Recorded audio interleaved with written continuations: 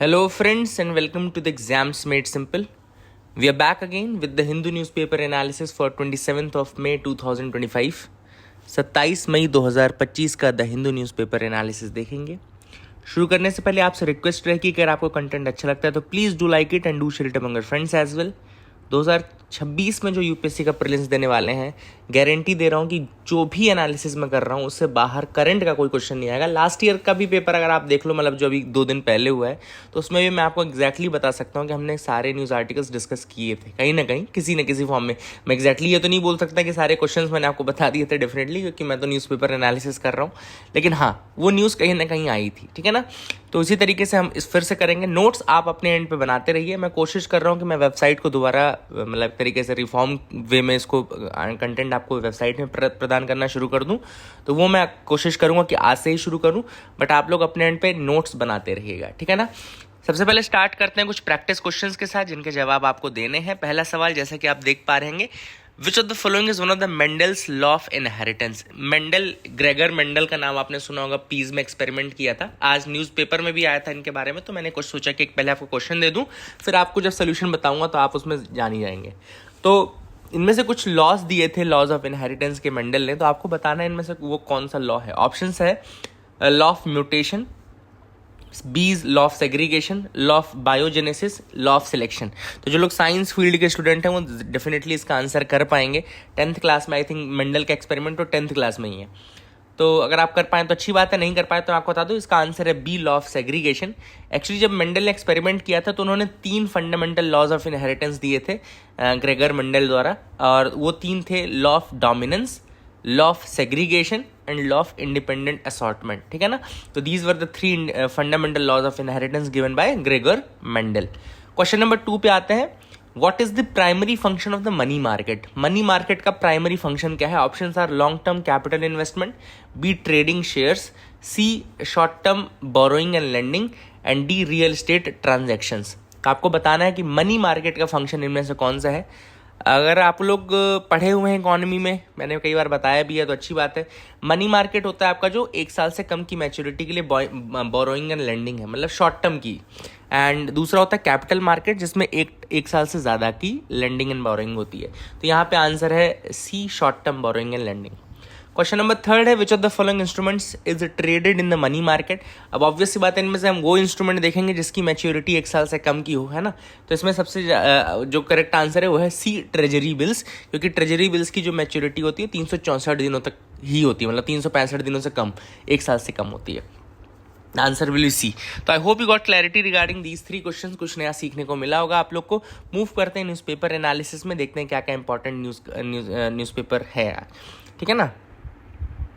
पहली news front page की देख लेते हैं। Bharat forecast system set to give sharper rain alerts. अब यहाँ पे एक न्यूज़ आर्टिकल आया है, टेक्नोलॉजी का यूज़ किया जा रहा है। तो इंडियन मीटरोलॉजिकल डिपार्टमेंट जो है उसने अडॉप्ट किया है द भारत फोरकास्ट सिस्टम, यानी कि BFS। सबसे पहले तो आप याद रखिएगा बॉडी कौन सी इन्वॉल्व है, इंडियन मीटरोलॉजिकल डिपार्टमेंट, और इसमें मिनिस्ट्री ऑफ अर्थ साइंसेज के अंतर्गत ये आता है, याद रखिएगा मिनिस्ट्री ऑफ अर्थ साइंसेज के अंतर्गत आता है। And it has introduced new system known as the Bharat forecast system and it promises more fine-tuned and accurate rain forecast down the panchayat level. तो याद रखिएगा भारत फोरकास्ट सिस्टम का बेसिकली आने का रीज़न ये है कि accurate rain forecast panchayat level तक मिल पाए, है ना, मतलब कि एंड ऑफ द एंड तक मिल पाए। तो इस कारण से इसको इंट्रोड्यूस किया गया है। एंड जो ये इंप्रूवमेंट्स हैं they will be visible in the short and medium term forecast, यानी कि 3 से 7 दिनों के बीच का जो फोरकास्ट आप देखेंगे उतने में आपको बिल्कुल एक्यूरेसी के साथ दिखाएगा। हाँ, लॉन्ग रेंज फोरकास्ट में जैसे कि 1 महीने के एडवांस में अगर आप देख रहे हैं तो हो सकता है उतना एक्यूरेट ना हो, बट 3 से 7 दिन में बहुत ज़्यादा एकदम एक्यूरेसी के साथ रहेगा। ये भारत फोरकास्ट सिस्टम डेवलप किसने किया, तो याद रखिएगा इसको डेवलप किया Indian institute of tropical meteorology. याद रखिएगा Indian institute of tropical meteorology, and it has been tested since 2002 and has shown notable improvements also. तो याद रखिएगा BFS यानी कि भारत फोरकास्ट सिस्टम को इंट्रोड्यूस किसने किया है, developed by Indian institute of tropical meteorology. अब इसमें पंचायत लेवल का जो वो है वो भी इंक्लूड कर दिया गया कि पंचायत लेवल तक शॉर्ट और मीडियम टर्म। याद रखिएगा ये इंपॉर्टेंट टर्म है, क्योंकि यूपीएससी जब क्वेश्चन पूछेगा तो वो यही पूछेगा कि लॉन्ग टर्म में बता सकता है कि शॉर्ट टर्म में बता सकता है, तो शॉर्ट एंड मीडियम टर्म में। और यहाँ पे देखो जो मिनिस्ट्री में बता रहा था, तो मिनिस्ट्री ऑफ अर्थ साइंसेज ही है, याद याद रखिएगा, ठीक है ना। That is a thing which is important, इसको इम्प्रूवमेंट किया जा रहा है। एंड इसके बाद जो BFS है, ये पंचायत लेवल का जो मॉडल इंट्रोड्यूस किया गया है, then after this India is the only country that will now provide operational weather forecast at a 6 kilometre by 6 kilometre resolution. तो याद रखिएगा, इंडिया एकमात्र कंट्री है जो 6 किलोमीटर बाय 6 किलोमीटर के रेजोल्यूशन में वेदर फोरकास्ट दे सकता है, ठीक है। तो that is another thing which is important, जो कि इंपॉर्टेंट है ना। तो ये यहाँ पे देखो प्रिसीजन टेक्नोलॉजी के बारे में लिखा है कि जो भारत फोरकास्ट सिस्टम है developed by Indian institute of tropical meteorology, it aims at improving the weather forecast models. Existing model और BFS मॉडल में डिफरेंस है। देखो एग्जिस्टिंग मॉडल जो है वो स्क्वायर ग्रिड का यूज़ करता है 12 किलोमीटर बाय 12 किलोमीटर का रेजोल्यूशन में। BFS मॉडल जो है वो 6 किलोमीटर बाय 6 किलोमीटर में करेगा, है ना। एंड एग्जिस्टिंग फोरकास्ट जो है वो इक्वल साइज्ड ग्रिड का यूज़ करता है टू मैप द रीजन्स, और ये ट्रायंगुलर क्यूबिक ऑक्टाहेड्रल स्ट्रक्चर का यूज़ करेगा जो BFS मॉडल है ना। इसका बहुत ज़्यादा वो नहीं है ना। और इसका सबसे BFS मॉडल जो है, जो ये लेटेस्ट मॉडल है BFS मॉडल, इसका जो मेन एम याद रखेगा पंचायत लेवल तक का फोरकास्ट प्रिसीजन के साथ देना है। तो भारत फोरकास्ट सिस्टम काफ़ी इंपॉर्टेंट है आपके लिए, इसको अपने नोट्स में बिल्कुल अलग से ऐड कर लो, साइंस एंड टेक्नोलॉजी वाले पार्ट में ऐड कर लो, ज़्यादा बेटर रहेगा, ठीक है ना। ये साइंस एंड टेक्नोलॉजी पार्ट में चला जाएगा। कुछ लोग कल पूछ रहे थे ना साइंस एंड टेक्नोलॉजी कहाँ से आती है, तो बेटे ऐसे ही इसी तरीके से बनाते हैं क्वेश्चन, है ना। अब इसी में थोड़ा अभी जब न्यूज़ आप देखो, आज तो पहली बार आया भारत फोरकास्ट सिस्टम, अभी धीरे धीरे इसकी टेक्नोलॉजी और ज़्यादा आएगी कि भैया ये फॉर्मूला यूज़ होता है, वो होता है, तो इसी में फिर क्वेश्चन बन जाएगा, है ना। तो that is how the questions come. अगली न्यूज़, हालांकि ये बहुत दुख भरी खबर है, लेकिन इससे हमको अपने को तो वही करना पड़ेगा कि जो UPSC के पॉइंट ऑफ व्यू से इंपॉर्टेंट है, पढ़ना पड़ेगा। तो 8 missing after going for a bath in a tributary of Godavari in Andhra Pradesh. तो आंध्र प्रदेश में गोदावरी की एक ट्रिब्यूटरी नदी है जिसका नाम है गौतमी, है ना, गौतमी नदी है। वहाँ पे 8 लोग गए थे, लेकिन उसके बाद वो मिसिंग है। तो ठीक है उसका रीज़न हम नहीं डिस्कस करेंगे, but we will discuss this tributary Gautami river. याद रखिएगा, it's a tributary of Godavari river. एक और चीज़ है, गोदावरी के बारे में भी थोड़ा हम पढ़ लेते हैं, चूँकि अपने को मौका मिल गया है। तो गोदावरी के बारे में आपको बता दूँ, गोदावरी का जो ओरिजिन है वो त्र्यंबकेश्वर, नासिक, महाराष्ट्र से होता है। एंड वेस्टर्न घाट से एक तरीके से इसका इंपॉर्टेंट जोग्राफिकल फीचर है जो इससे अटैच्ड है। याद रखिएगा, गोदावरी नदी आंध्र प्रदेश में राजामुंद्री नाम की जगह पे एक डेल्टा बनाती है। इसमें लिखा नहीं है, राजामुंद्री नाम की एक जगह है जो कि आंध्र प्रदेश में आती है। मैं लिख देता हूँ आपका, राजा RAJ मुंद्री, MUNDARY, ठीक है ना। तो राजामुंद्री नाम की जगह में डेल्टा बनाती है, बे ऑफ बंगाल में फाइनली ये मिल जाती है। हम इसकी ट्रिब्यूटरीज ज़रूर डिस्कस कर लेते हैं, गोदावरी की मेजर ट्रिब्यूटरीज। तो लेफ्ट बैंक ट्रिब्यूटरीज में पूर्णा नदी आती है, प्राणहिता जो कि लार्जेस्ट ट्रिब्यूटरी है। Pranahita is the confluence of Wainganga, Wardha and Penganga. 3 नदियों का मिलन है, प्राणहिता नदी को बोला जाता है, वेनगंगा, वारधा और पेनगंगा। फिर एक इंद्रवती रिवर है, छत्तीसगढ़ से ओरिजिन होता है। सबरी रिवर है जो जिसका उड़ीसा से ओरिजिन होता है। राइट बैंक ट्रिब्यूटरीज में मंजीरा नदी है जो कि कर्नाटका से निकलती है, मनैर नदी है तेलंगाना से, दुधना नदी है और सीना नदी है। तो these are the rivers of Godavari tributary, ठीक है ना।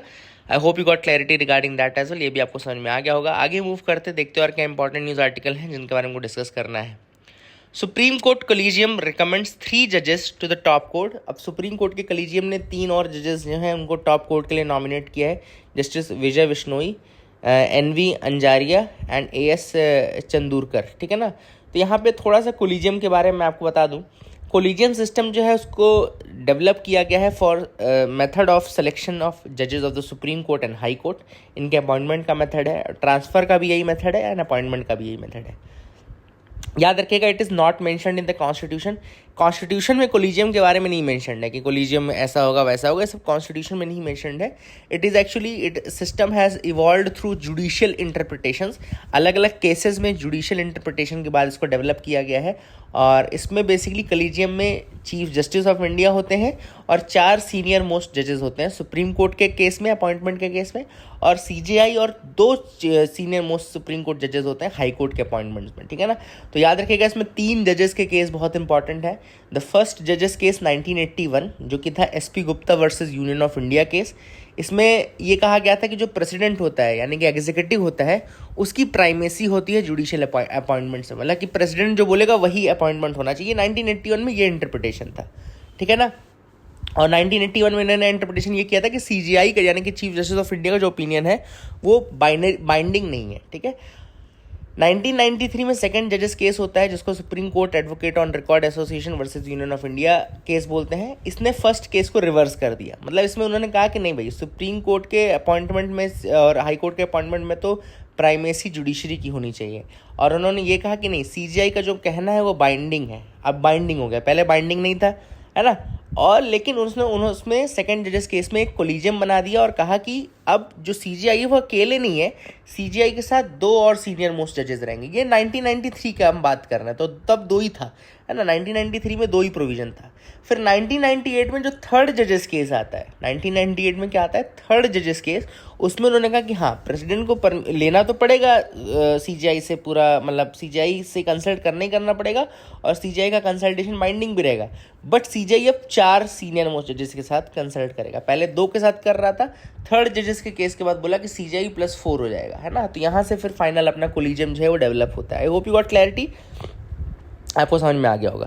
तो these are some of the news articles. YouTube channel act as news agency demands licence fee for content. यहाँ पे यूट्यूब चैनल से पैसा मांग रहा है ANI है ना, ANI Asian network, Asian news international जो है, वो अलग अलग मैसेज कॉल करके पैसा मांग रहे हैं यूट्यूब चैनल से कि भैया आपने हमारी क्लिपिंग्स क्यों दिखाई। उनका ये कहना है कि आपने हमारा कॉपीराइट वायलेशन किया है। यूट्यूब में एक रूल आपको पता होगा कि 90 दिनों के अंदर अगर 3 कॉपीराइट स्ट्राइक आ जाती है, 90 डेज़ के अंतर्गत अगर 3 कॉपीराइट स्ट्राइक आ जाती है तो आपका चैनल जो होता है वो परमानेंटली डिलीट हो जाता है, ठीक है ना। तो यहाँ पे ये चीज़ इंपॉर्टेंट है। लेकिन एक जो ये ऑनलाइन फोरा है उसमें एक रूल होता है फेयर यूज़ का। फेयर यूज़ क्या बोलता है? फेयर यूज़ बेसिकली ये कहता है कि it is a use of copyrighted material in a way that does not amount to an actionable infringement in the copyright framework, है ना। तो मतलब कि अगर आप इस तरीके से यूज़ कर रहे हो, मतलब मान लो 1 घंटे का वीडियो है, उसमें 2 सेकंड की आपने फुटेज दिखा दी किसी की, तो वो फेयर यूज़ में आता है। ऐसा नहीं होता कि उसको भी आप बोल देंगे कि नहीं भाई आप दिखा ही नहीं सकते। तो याद रखिएगा, इंडिया यूज़ करता है फेयर यूज़ और इसको बोलते हैं, और इसमें कुछ एग्जेम्पशंस भी हैं जो कि कॉपीराइट एक्ट 1952 में कुछ एग्जेम्पशंस हैं। एग्जेम्पशंस लेड है सेक्शन 52 में, देखो लिखा भी है ना। तो याद रखिएगा, कॉपीराइट एक्ट इंडिया का है 1952 का, उसमें एग्जेम्पशंस हैं सेक्शन 52 में जिसके अंतर्गत फेयर यूज़ आता है। तो I hope you got clarity regarding that as well, आपको समझ में आ गया होगा। आगे मूव करते हैं, देखते हैं और क्या इंपॉर्टेंट न्यूज़ आर्टिकल है। The dawn of autonomous satellite and the legal vacuum above us. अब ये जो आर्टिकल है ये रिसेंट अभी AI पावर्ड जो ऑटोनॉमस सैटेलाइट्स का राइज हुआ है उसके ऊपर ये आर्टिकल है। नाम फिर से रिपीट कर रहा हूँ, AI पावर्ड ऑटोनॉमस सैटेलाइट्स। देखो पहले क्या था, 1957 जब हमारी पहली सैटेलाइट गई, हमारी नहीं मतलब रशिया की गई, स्पुतनिक गई, ठीक है ना, तब टेक्नोलॉजी इतनी इवॉल्व नहीं थी। आज टेक्नोलॉजी बहुत ज़्यादा इवॉल्व है, और अब AI के आने के बाद आपने उसको थिंकिंग यानी कि उसको सोचने की कैपेबिलिटी भी दे दी, ठीक है ना। तो now AI is making the satellites intelligent and autonomous. Obvious सी बात है, AI जो है सैटेलाइट्स को होशियार बना रही है, ऑटोनॉमस बना रही है, और इंडिपेंडेंट डिसीजन मेकिंग की पावर भी दे रही है, ठीक है ना। इंडिपेंडेंट डिसीजन मेकिंग मतलब कि कई बार अब जैसे सेल्फ डायग्नोसिस कर सकेगी सैटेलाइट अपना, वो रिपेयर कर सकती है अपने फॉल्ट्स को, रिफ्यूलिंग के लिए, डॉकिंग के लिए, डेब्री रिमूवल के लिए ऑटोनॉमस रूट प्लान कर सकती है, टारगेटेड जियो स्पेशल इंटेलिजेंस उसके अंदर आ गई है। यही नहीं, कॉम्बैट सपोर्ट भी, रियल टाइम थ्रेट के टाइम पे वो कॉम्बैट सपोर्ट भी दे सकती है। लेकिन अब इससे बहुत सारे रिस्क भी डेवलप हो रहे हैं। AI एरर्स, जिनको हेलुसिनेशंस कहा जाता है, AI हेलुसिनेशंस कहा जाता है, वो थ्रेट को मिस आइडेंटिफाई कर सकती है, और मिस आइडेंटिफाई अगर कर गई तो पता चले कहीं और अर्थ पे अटैक कर दिया, या जाकर के किसी दूसरे कंट्री की सैटेलाइट को ही फोड़ दिया, है ना। तो वो तो AI एरर या AI हेलुसिनेशंस बहुत बड़ा एक मिस जजमेंट, मतलब एक मिस जजमेंट के कारण भी थ्रेट हो सकता है ना, कि मशीन की जजमेंट कितनी सही हो सकती है, गलत भी तो सकती है। इसके अलावा लीगल चैलेंजेस तो हैं ही हैं। क्योंकि लीगल चैलेंजेस क्यों हैं? क्योंकि हमारे यहाँ करंटली स्पेस को 2 ट्रीटीज से डील किया जाता है। एक है आउटर स्पेस ट्रीटी 1967 की, और दूसरी है लाइबिलिटी कन्वेंशन 1972 का। Outer space treaty 1967 and liability convention 1972 ये ह्यूमन कंट्रोल को तो अकाउंट करते हैं, लेकिन ऑटोनॉमस AI को अकाउंट नहीं करते हैं। मतलब इन लॉज में भी, वैक्यूम में भी, है ना, इनके अंदर ये ऑटोनॉमस AI का फीचर ही नहीं है। तो आपको उसको भी अपडेट करने की आवश्यकता है, क्योंकि ऑब्वियस बात है 1967 और 72 में तो नहीं देना AI, बट अभी आ गया है। तो all these things have been mentioned by the author in this article. And author ने ये भी कहा है कि भैया आपको बहुत सारी चीज़ें ज़रूरी हैं करना। क्या करना है कि आप सैटेलाइट में कितनी ऑटोनॉमी डाल सकते हैं, सेल्फ ड्राइविंग कार जितनी डाल सकते हैं कि कितनी डाल सकते हैं, तो this has to be defined, है ना। मीनिंगफुल ह्यूमन कंट्रोल होना चाहिए लीगल फ्रेमवर्क में। ग्लोबल सर्टिफिकेशन सिस्टम डेवलप करो ताकि उसकी एआई की रिलायबिलिटी को टेस्ट किया जा सके, है ना। All this things are there. Common models पे डेवलप करो, है ना। हर कंट्री अलग अलग मॉडल पे ना डेवलप करे, कॉमन मॉडल पे डेवलप करे, ये भी होना चाहिए। एंड लॉस को अपडेट करने की आवश्यकता है, that has been the priority. तो I hope you got clarity regarding this article. Editorial में हम ऑपेड का एडिटोरियल डिस्कस करेंगे। देखो क्योंकि अभी बहुत दिनों से केवल ऑपरेशन सिंदूर पे आर्टिकल आ रहा है, जो लीड आ रहा है ना, आज भी ऑपरेशन जो ये सब आ रहे हैं, ये सब ऑपरेशन सिंदूर पे कोई आ रहा है, ये भी बहुत ज़्यादा खास नहीं है। तो हम यहाँ डिस्कस करेंगे मैनेज एनीमिया बिफोर प्रेगनेंसी। क्यों डिस्कस करेंगे? क्योंकि ये प्रॉब्लम भी है और ये क्वेश्चन आता भी है यूपीएससी में, मेंस में आता है। एनीमिक वुमेन का बहुत ज़्यादा फेमस क्वेश्चन है। तो 57% इंडियन वुमेन जो है रिप्रोडक्टिव एज में, रिप्रोडक्टिव एज कितनी होती है? 15 to 49। याद रखिएगा 15 से 49 साल की एज जो है वो रिप्रोडक्टिव एज मानी जाती है। तो 57% ऑफ इंडियन वुमेन जो है they suffer from undiagnosed anaemia before pregnancy, ठीक है ना। तो प्री कंसेप्शन एनीमिया बहुत ज़्यादा कॉमन है। एंड अनीमिया का देखो क्या होता है, दिक्कत क्या है, हमारे इंडिया की प्रॉब्लम ये है कि वुमेन के ऊपर हम ध्यान देना तब शुरू करते हैं जब वो प्रेग्नेंट हो जाती है, ठीक है ना। मतलब प्रेगनेंसी की बाद से हम उनको ध्यान देना शुरू करते हैं कि हाँ अब अपना खान पान सही कर लो, लेकिन उसके पहले वो खा रही हैं नहीं खा रही हैं, उनके मतलब कि उनको कोई अलग से सप्लीमेंट की आवश्यकता है, ये सब तो देखा ही नहीं जाता है। बट सबसे ज़्यादा ज़रूरी तो तभी है ना जब आप प्री कंसेप्शन में ध्यान दोगे, तभी तो आप मतलब प्रेगनेंसी में फिर बाकी चीज़ें सही रहेंगी, अदरवाइज फिर उसमें बहुत सारे रिस्क बढ़ जाते हैं, ठीक है ना।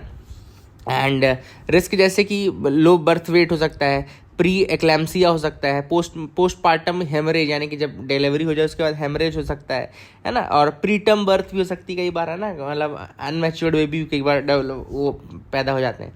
तो all this things are there. तो हमारी जो मैटरनल हेल्थ है वो हम केवल ड्यूरिंग प्रेगनेंसी ज़्यादा फोकस करते हैं, ना प्री प्रेगनेंसी ना आफ्टर न्यू प्रेगनेंसी, मतलब आफ्टर प्रेगनेंसी भी हम ज़्यादा नहीं करते और प्री में भी ज़्यादा नहीं करते हैं।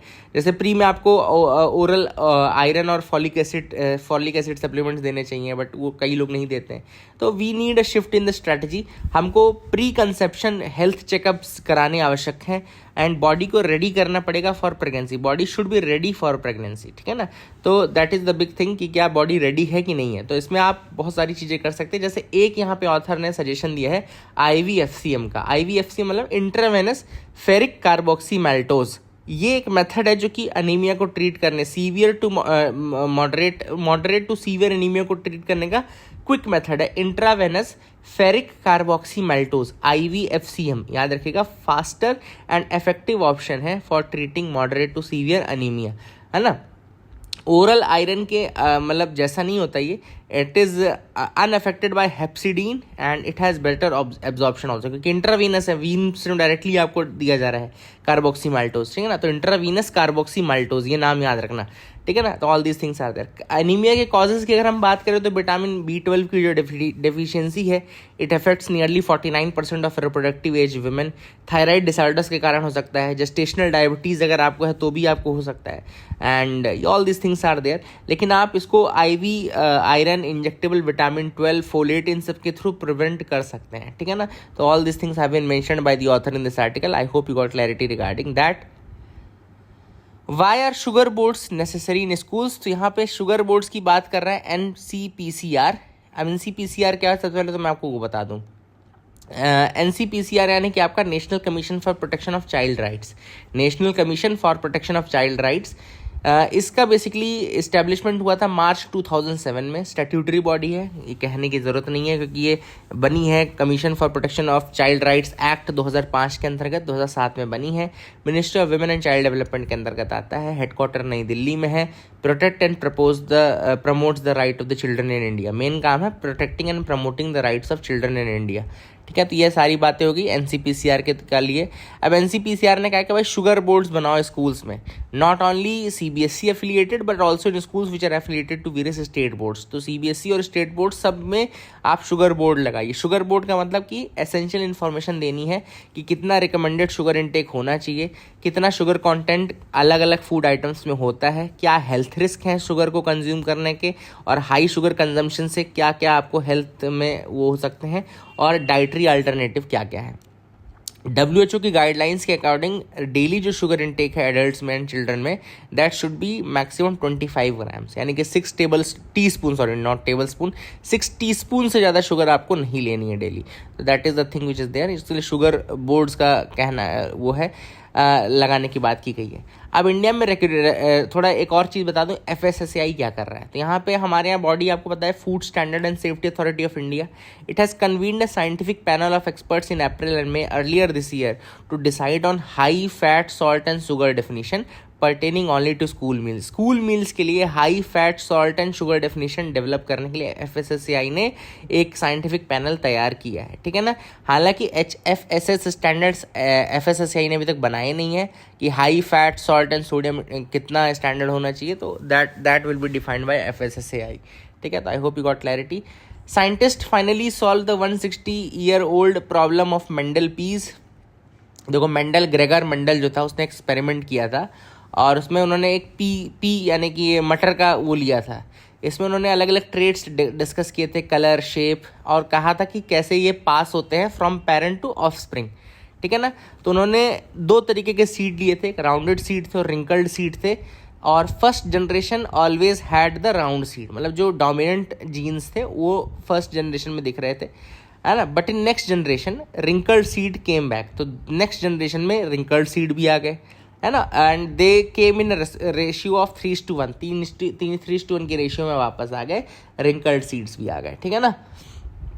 तो मेंडल को तब DNA और जीन्स के बारे में तो इतनी जानकारी थी नहीं, बट उसने कुछ रूल्स ऑफ इनहेरिटेंस दे दिए थे जो मैंने आपको बता दिए ऊपर, ठीक है ना। तो साइंटिस्टों ने बाद में रियलाइज किया कि these traits are controlled by genes and each gene come in different version. Genes के जो अलग अलग वर्जन हैं उनको हम अलील्स बोलते हैं, अलील्स, ALLELES। तो these are different versions of the genes, है ना, one from each parent. Some alleles win out, जो एलील्स जीत जाते हैं उनको हम डोमिनेंट जीन्स कहते हैं, जो एलील्स रह जाते हैं उनको हम रिसेसिव व हिडन जीन्स कहते हैं, ठीक है ना। तो याद रखेगा। अब 160 सालों के बाद बहुत सारी प्रॉब्लम्स जो थी मेंडल में, अलग अलग जो ट्रेड्स छूट गए थे, उनको भी एनालाइज किया गया है by using new technologies and all. तो वो हमको जानने की ज़रूरत नहीं है, बट थोड़ा सा हमको एक्सपेरिमेंट के बारे में जानना ज़रूरी था, जो मैंने आपको बता दिया है। Siemens delivers India's first 9000 horse power electric locomotive. बस इस न्यूज़ को एज इट इज़ पढ़ लो, एज इट इज़ लिख लो, बहुत ज़्यादा करने की ज़रूरत नहीं है। OPEC plus grouping expected to open taps more despite price slump. यहाँ पे हम बात करेंगे ओपेक और ओपेक प्लस की। ओपेक यानी कि organisation of petroleum exporting countries. 1960 सितंबर 14 सितंबर को फाउंडेशन हुआ था, इसमें लिखा नहीं है, बता दे रहा हूँ। 14 सितंबर 1960 को फाउंडेशन हुआ था बगदाद, इराक में। हेडक्वार्टर वियना, ऑस्ट्रिया में है। फाउंडिंग मेंबर्स थे Iran, Iraq, Kuwait, Saudi, Venezuela, लेकिन अभी 12 मेंबर हैं। लिख लो 12 मेंबर कौन कौन से हैं। Algeria, Congo, Equatorial Guinea, Gabon, Iran, Iraq, Kuwait, Libya, Nigeria, Saudi Arabia, United Arab Emirates, Venezuela. These are the 12 members which are presently there, है ना। इसके अलावा अगर आपको कहीं और मेंबर मिल रहे हैं, वेबसाइट में आप सर्च करोगे तो कहीं 13 लिखा है, कहीं 14 लिखा आ जाएगा, लेकिन यही 12 है, बस याद रखना यही 12 है, ठीक है ना। ओपेक प्लस अब क्या है? ओपेक प्लस बेसिकली जो आपका एक 2016 में एक अलायंस और बनाया गया था ओपेक के अलावा, है ना। इसमें non OPEC oil producing countries को भी इंक्लूड किया गया था। Non OPEC oil producing countries, तो इनमें 10 कंट्री हैं। एक्चुअली हुआ क्या था, 2014 में ऑयल प्राइस क्रैश हुआ था, तो ओपेक ने कहा कि भाई और ज़्यादा इन्फ्लुएंस बनाने की आवश्यकता है, जो नॉन ओपेक मेंबर्स हैं उनको भी लेना पड़ेगा कॉन्फिडेंस में, तो उनको ओपेक प्लस बोला जाता है। तो ओपेक प्लस में जो मेंबर्स हैं वो देख लेते हैं। रशिया जो कि मोस्ट इन्फ्लुएंशियल है, Kazakhstan, Azerbaijan, Mexico, Oman, Malaysia, Sudan, South Sudan, Brunei, Bahrain, ठीक है। These are the members of OPEC plus. I hope you will remember their name as well. आगे मूव करते हैं, देखते हैं और क्या important. No plans to give up uranium enrichment for the sake of the deal. Iran का कहना है कि यूरेनियम इनरिचमेंट तो हम करेंगे ही करेंगे। अब देखो यूरेनियम इनरिचमेंट का मतलब ये नहीं है कि वेपन बना रहे हैं, मैं आपको बताता हूँ प्रोसेस क्या होती है। Uranium enrichment is the process use to increase the percentage of fissile isotope uranium 235 in natural uranium. देखो क्या होता है, जो नेचुरल यूरेनियम होता है उसमें 99.3% तो यूरेनियम 238 होता है एंड 0.7% यूरेनियम 235 होता है। इसका हम यूज़ नहीं कर सकते, ना तो बिजली बनाने में कर सकते ना वेपन बनाने में। अब हमको अगर बिजली बनानी है ना तो कम से कम इसमें 3 से 5% यूरेनियम 235 होना चाहिए। मतलब कि न्यूक्लियर रिएक्टर्स के लिए 3 to 5% यूरेनियम 235 होना चाहिए। तो अब आप क्या करेंगे, उसको एनरिचमेंट करेंगे। एनरिचमेंट मतलब कि यूरेनियम 235 की वैल्यू बढ़ाना शुरू करेंगे। और अगर आप 3 से 5% तक रख रहे हैं, मतलब आप इलेक्ट्रिसिटी के लिए रख रहे हैं, और अगर आप 90% से ज़्यादा यूरेनियम 235 करते हैं तो आप फिर वेपन ग्रेड का यूरेनियम बना रहे हैं। तो बस ये याद रखना है आपको कि ये वेपन ग्रेड में 90% के आसपास होता है और 3 to 5% होता है जब आप इलेक्ट्रिसिटी या न्यूक्लियर रिएक्टर्स में यूज़ कर रहे हो। तो all this things are important. Film maker Panahi, ये इंपॉर्टेंट चीज़ है, जफ़र पनाही को दिया गया है पैल्मे डियोर अवार्ड। ये पैल्मे डियोर कहाँ का अवार्ड है? कांस का हाईएस्ट अवार्ड है, ठीक है ना, तो याद रखिएगा। I hope you got clarity regarding that as well. Romania में नए प्रेसिडेंट आ गए हैं जिनका नाम है निकुसर डैन एंड रोमानिया याद रखिएगा नेटो का भी मेंबर है और ईयू का भी मेंबर है। तो it's a member of both NATO and EU. Question ऐसा भी आ सकता है ना कि which of the following countries are members of NATO and EU both, है ना। इस साल क्वेश्चन आ गया कि नेटो के मेंबर इनमें से कौन कौन है। हम लोग हर बार नेटो का मेंबर पढ़ते थे। तो all this things have been discussed in the newspaper. I hope you got clarity. That is it for the day. Keep loving us, keep sharing us. Thank you and have a nice day.